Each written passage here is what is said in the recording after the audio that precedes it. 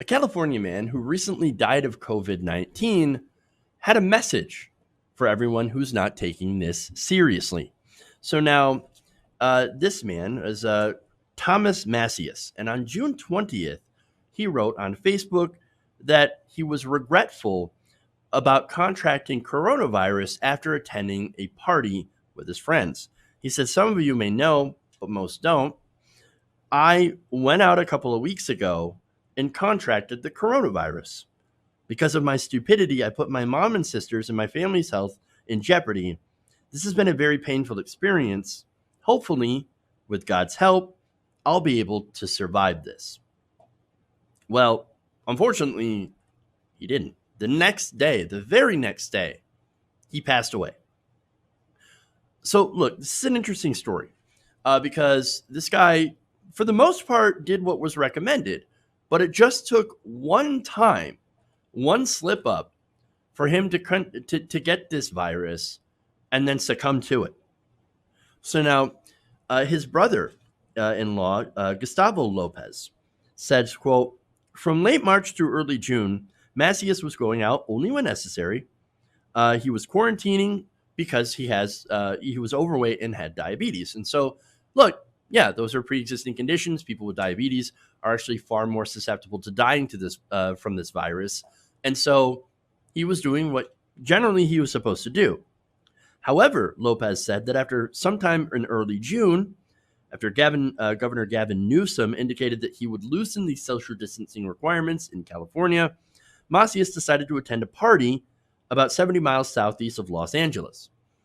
So now, this was a situation in where he said, where he probably thought, well, Gavin Newsom, our governor, says it's safer to go out, and so I guess it's safer to go out. Okay. Well, what happened was a friend of Macias, who was at the party, had contacted him afterwards to say that he had tested positive for COVID-19, right? And so the thing is, this friend had been aware of his diagnosis before going to the party, before attending the gathering. He said, "Look, yes, I tested positive, but I wasn't symptomatic. I was asymptomatic, so I didn't think that I could spread the virus to anybody, so I went to the party. And then you ended up killing your friend." Look, I couldn't imagine, right? I'm not gonna be, mean to this guy and say what I normally would say in this situation, like, "Oh, you're a horrible friend" and all that stuff. I'm pretty sure this person feels very, very guilty at this point, as he, not only gave the virus to his friend, who then died afterwards, but also spread it to everybody at that party. And so I'm pretty sure he's been through enough already. But what I want to focus on is why he believed that being asymptomatic means that he couldn't spread this virus, when that information is very freely available, pretty much everywhere. And so I don't know. Maybe, this person didn't pay attention to the news, didn't pay attention to the coronavirus briefings.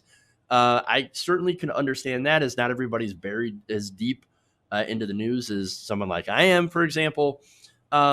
Or maybe, it's possible they watch news that misleads you. For example, Fox News, very good at misleading people about the deadliness of the coronavirus and the danger of the coronavirus. And so when you watch Fox News, you actually get less information. You get misinformation. And so that's the other problem, right? And so it's a really important, albeit incredibly painful lesson about how this virus does not mess around. So now Macias told his friend, "Is like, look, yeah, I'm kind of upset that you were stupid and you didn't tell me." But not only was he upset at his friend, but also upset at himself, because he said, "Well, man, I should not have gone to that party. That was really stupid. Not only did I go to that party, but afterwards, I went to see my family, and I went and spread it to my family." In fact, Macias visited his sister Veronica, who was married to Lopez, at the couple's home on June 11th before he was tested. Lopez remembers being concerned for Macias after the visit, saying, quote, "He did not look right. He was really sweaty. He had a fever." Macias said he Soon started to feel sick and believed that it was related to his diabetes. He was then tested for COVID-19 on June 16th and received a positive diagnosis on June 18th. In his Facebook post 2 days later, Macias said, "You should take this seriously. Quote, this is no joke. If you have to go out, wear a mask and practice social distancing." A day later, after that post, he was put on a ventilator and died. So he was on a ventilator for an hour and then died afterwards. It was just too much. It was too much for him. His brother-in-law, Lopez, says, quote, "I think what he wanted people to know, this is a real thing, it's serious, and it kills people." Now, look, if you're a healthy young person, you might be okay. For example, that friend, probably a healthy, young person, wasn't really worried. Again, a lot of people who have this virus end up being asymptomatic. It's a very strange virus, and I understand that there's a lot that we don't know about this, that we actually don't know about or understand about this virus. Why it is deadly for some people and why it leaves some people alone. And even, if you're young and healthy and you get this, surviving, recovering from this virus doesn't necessarily mean recovering fully. There can be organ damage. I believe I was reading about this one, and I forget his name, a Broadway actor, had his leg amputated after getting COVID, and then now is facing a possible double lung transplant.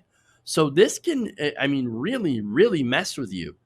And we don't know why at this point, why it messes with some people so badly and why it seems to leave other people alone.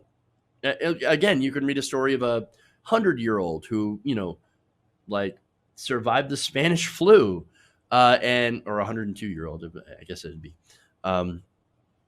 who survived Spanish flu, but and also beat coronavirus. It's really, really strange how it gets to people in some, and some, people that it doesn't. But again, it's really, really strange. But look, this is an argument of wearing masks. You should wear a mask in public. And the reason is, even if you're a healthy person who's asymptomatic, you might be fine, but what about the people you come in contact with? This person who was described by family and friends is, hey man, he's a good person. He'd help out anybody. He'd, do anything for anybody. That's who you're putting in danger. Look, I feel like you have to put a face and a name to the people who died of this virus, because when you think about this, right, again, you have 126,000 people who have, died from coronavirus. Can you imagine 126,000 people being in a room with them, or, just seeing them, right? That's a lot of people. Those people have died from the coronavirus, and you have 2.5 million people who have been infected by it. Now, can you imagine that? A lot of people actually can't. And so when, people start throwing these numbers around, 2.5 million, 126,000 or 50,000 a day for, new cases, it kind of short circuit people's brain, right? They can't imagine it. But when you put a name and when you put a face and you put a story behind some of these people, I think that's more effective in getting people to understand the personal cost of this, the cost in humanity that this virus is bringing. And so that's why you should wear a mask. For people like this guy, for people like Macias, and not only that, but for your grandma, for your grandpa, for anybody in your family that you care about, you should wear a mask in order to not only protect yourself, because obviously they don't want to see you get sick and something happen to you, but also for them. And really, that's really what it's all about. Hey guys, hopefully you enjoyed that free video. Now I'm going to have to ask you a favor. Between the demonetization and the YouTube algorithm messing around with view counts, etc., we're having a hard time adjusting to the new YouTube reality, which is where you guys come in. See, we have a Patreon, patreon.com/TYTNation, set up to help us rely on you guys, the viewers, instead of big corporate ads. Look, you know the show. You know how I'm not in favor of big corporations anyway. So help us transition away from relying on the ad model to pay the bills and sign up to be a patron, patreon.com/TYTNation. That goes a long way to help us keep the lights on. And you guys will know that you're supporting independent progressive media.